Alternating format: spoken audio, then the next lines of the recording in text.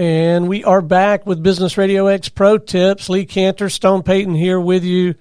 Lee, there is clearly a very real distinction between B2B subscription models and B2C subscription models, yeah?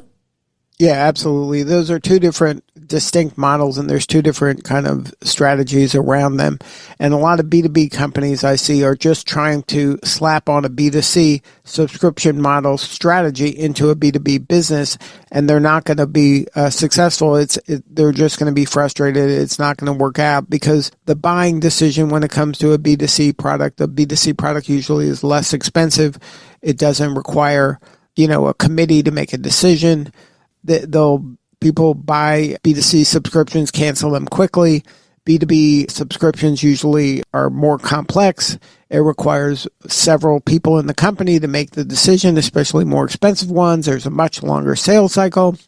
So the acquisition cost is going to be much higher in a B2B subscription model. So you can't use the same strategies that, if you're selling B2B subscription, you can't use the same model that Netflix is using when it's a B2C product. It's just a B2B client needs more bespoke solutions, and that's hard to pull off in a standard, menu of items. So whatever subscription model you're using, if you're a B2B company, it has to include value-added services like training and support. It has to include, regular updates. And these things are not happening in a B2C subscription model. So you can't copy the B2C brands when it comes to your subscription model. A B2B subscription model is much more complicated.